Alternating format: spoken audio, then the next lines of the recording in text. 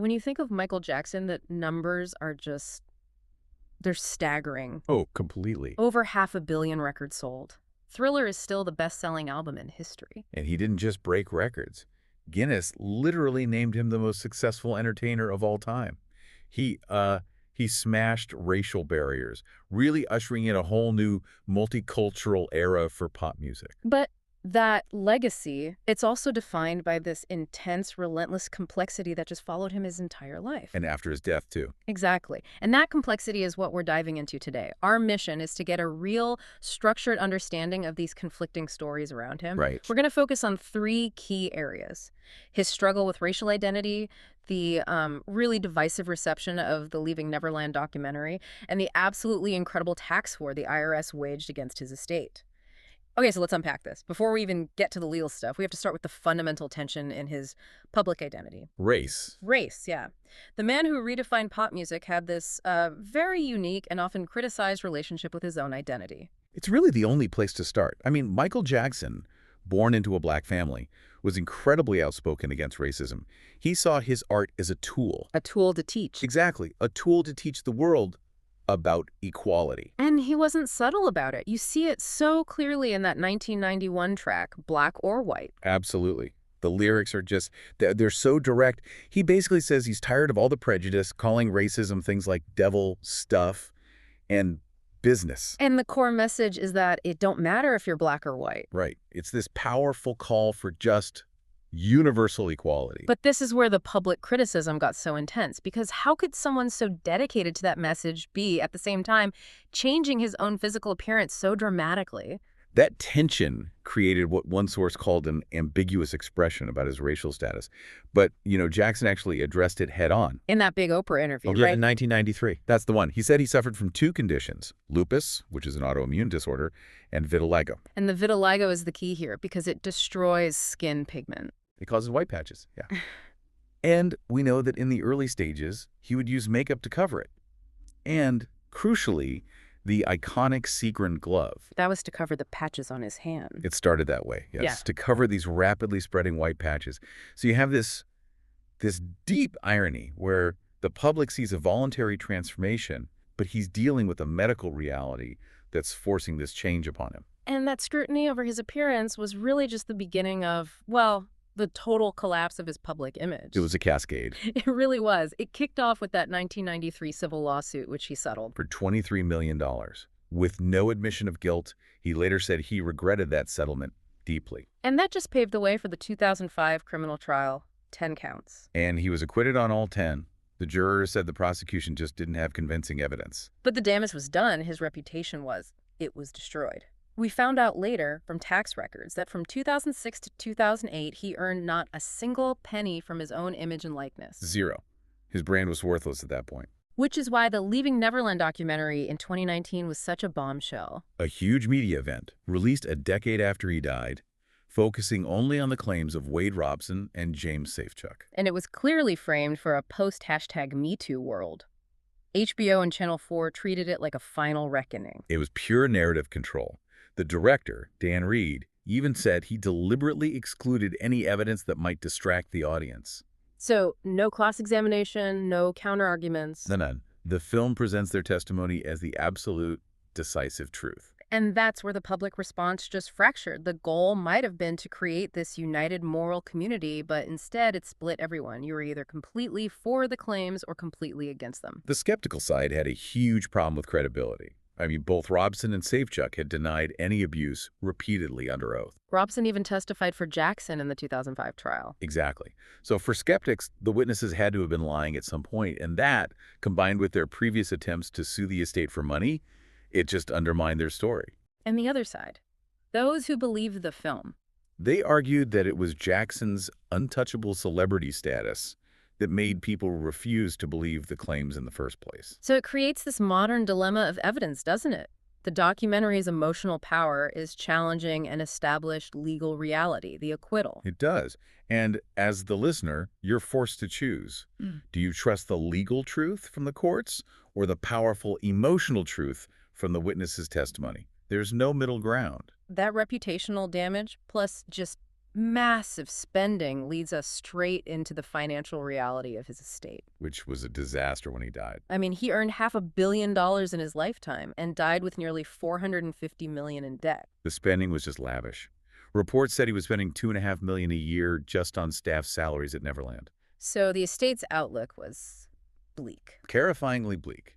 But the executors, Branca and McLean, they performed brilliantly. They made these incredibly smart, profitable decisions. Like the Cirque du Soleil partnership. The Immortal World Tour, won. Huge successes. And then later, they sold his stake in the Sony ATV music catalog. And all that success is what triggered the IRS audit. Right, because suddenly the estate was making a ton of money. So the estate initially valued itself at $7 million total. And the IRS came back with a tax deficiency of $702 million. That number is just insane. It was a historic valuation war. And we have to remember, the court had to decide the value of these assets at the moment he died in 2009. When his reputation was in the gutter and the economy was tanking. Exactly. So let's take the first asset, image and likeness rights. Huh. The estate valued this at, get this, $2,105. Wait, 2,000? Not million? Thousand, with a T. Their argument was that he'd earned zero from licensing for years, and they'd have to spend millions just to rehabilitate his image. And the IRS's number? $434 million. Wow! A completely different universe. The court ended up siding much closer to the estate, valuing it around $4.1 million. Okay, what about asset number 2? The Sony TV Catalog Trust. The IRS valued that at $469 million. And the estate. This is the brilliant part. They valued it at zero. A flat zero. And the court agreed. How is that possible? It was full of Beatles songs. Because the trust that held the asset was also saddled with almost $320 million in debt. So the debt basically canceled out the value. It erased the equity. Mm. So to the estate, its net value at the time of death was nothing.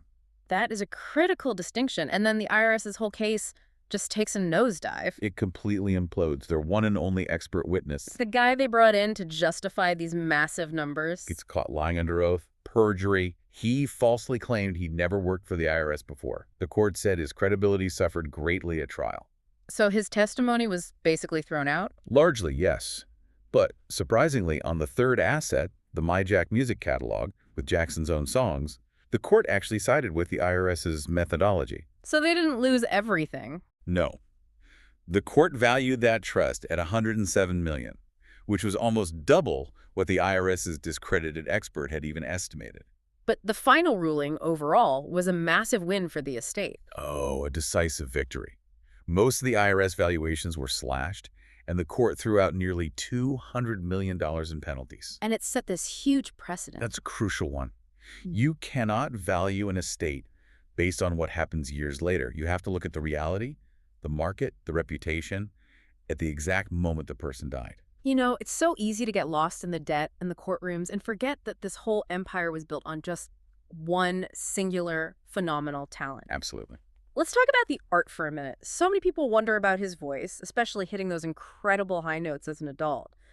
Was that falsetto? No, not at all. He was No. a belter at heart. Those powerful, piercing high notes you hear on a track, like you want to be starting something. Yeah. That's all done with a powerful, full voice technique. It's not a light falsetto. But his technique did change over the years, didn't it? It did.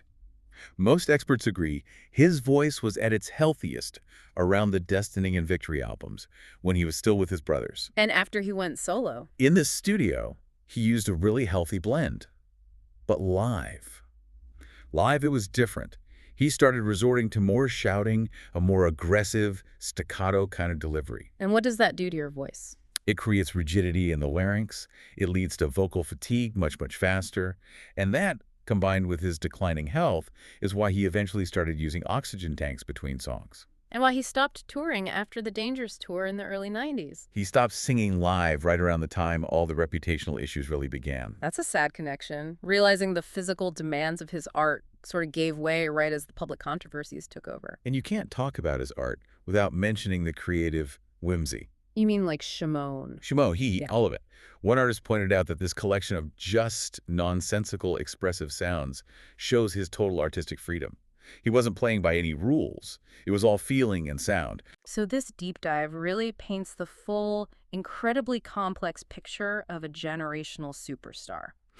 His music broke every boundary. His personal identity was debated fiercely. And his death launched this massive legal battle that just exposed the huge gap between his pre-death reputation and his post-death financial potential. Right. We saw the estate win a huge victory, cementing the rule that an estate's value is fixed at the moment of death. But then, on the other hand, Leaving Neverland successfully challenged the legal truth of his lifetime acquittal by using these powerful emotional memories years later. So here's a final thought for you to consider. What does it truly mean for a historical figure's legacy when the official truth established during their lifetime, both the legal assessment of guilt and the financial assessment of worth, is constantly and successfully challenged by what happens after they're gone? It leaves you questioning which version of history is the one that ultimately endures.